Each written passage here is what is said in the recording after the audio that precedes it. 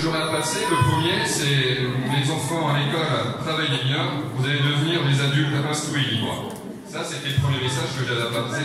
Ne pas oublier que la finalité de l'école pour tous les enfants, c'est également de rentrer demain dans le monde du travail, d'être des enfants autonomes, des adultes libres. Ne l'oubliez jamais. Alors, et vous, parents, comme je vous l'ai déjà dit, votre rôle à vous va être d'accompagner vos enfants, de les encadrer. Et là, on a quelque chose que j'ai encore dit l'année passée, que je trouve que l'éducation nationale porte très mal son nom. Pour moi, l'éducation nationale, on va plutôt s'appeler l'instruction nationale. Parce que le rôle d'éducation de vos enfants, ce n'est pas le rôle des enseignants de l'équipe pédagogique qui est ici. Le rôle d'éducation, il revient bien à vous parents. Et ça, c'était le deuxième message que j'avais à vous passer. N'oubliez jamais ce rôle que vous avez. Et je voudrais d'ailleurs profiter de ce moment privilégié pour moi féliciter toutes les équipes enseignantes et les professeurs, l'équipe pédagogique qui sont là, parce que je pense qu'on les oublie régulièrement au longueur d'année. Mais ils ont énormément de mérite et ils font pour moi un travail fantastique sur la vie éducative. Donc je vais vous demander tout simplement, éventuellement, d'applaudir ces professeurs qui sont particulièrement sympas.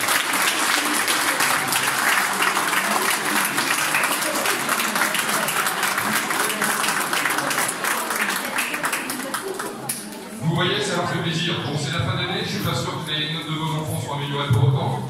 Mais bon, non, vous faites signe que non, trop tard. Tant pis. Je voudrais aussi évoquer avec vous assez rapidement un autre phénomène, je vais parler du harcèlement scolaire.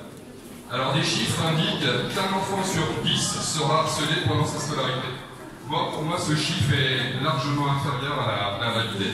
Moi, je pense plutôt que ça va être un enfant sur 4 parce que les réseaux sociaux, de nos jours, ont un rôle prédominant dans ce harcèlement. Le harcèlement est beaucoup plus présent. Quel rôle pouvez-vous jouer, vous, en tant que parents? Celui d'être présent, d'être à l'écoute de vos enfants, de ne pas rompre le lien avec eux. On ne vous demande surtout pas d'être justicier. Ne faites pas justice vous-même quand vos enfants se font harceler. Il y a des gens qui sont là pour ça, les CPE et compagnie au niveau du collège. Allez les rencontrer. Mais pour qu'un enfant soit harcelé, il y a aussi le fait qu'il faut qu'il y ait des enfants qui sont harceleurs. Et là, il y a un deuxième chiffre qui dit qu'il y a 2 parents sur 3 à peu près qui se moquent totalement de savoir que leur enfant harcèle d'autres enfants. Alors, soyez également à l'écoute de vos enfants. Si vous remarquez des comportements bizarres chez eux, n'hésitez pas à en discuter. Faites très attention aux réseaux sociaux, c'est pas la seule cause du harcèlement, mais moi je considère qu'un enfant de 11 ans n'a rien à faire tout seul devant Facebook, Twitter, Snapchat ou encore TikTok, qui est le grand produit à la mode actuellement. Ça, c'était le troisième message que je voulais vous passer.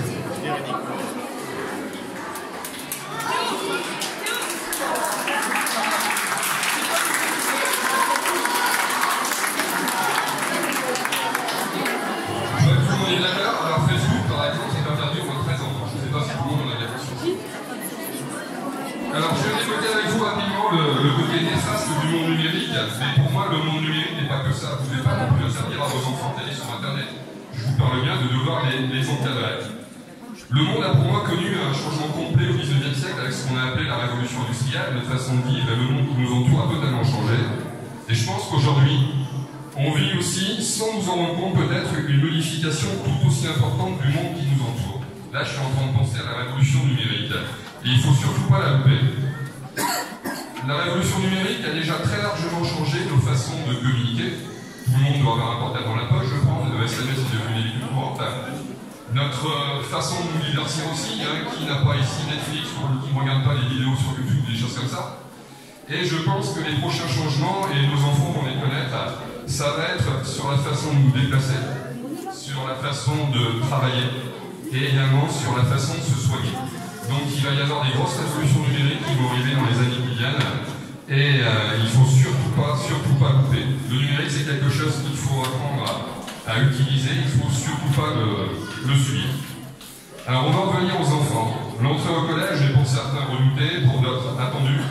En tout cas ça ne laisse personne indifférent, ni vous parents, ni les enfants. Le collège, c'est un nouvel emploi du temps, des interlocuteurs plus nombreux, des méthodes de travail différentes.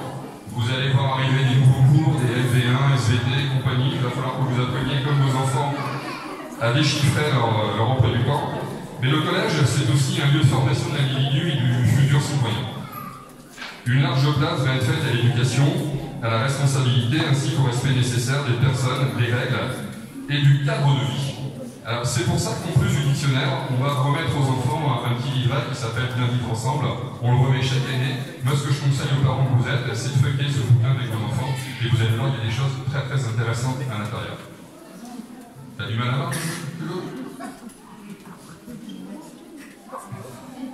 Alors, néanmoins, les enfants, tout n'est pas négatif. Les années qui vous attendent, les 4 prochaines années au niveau des collèges, vont être des années fantastiques.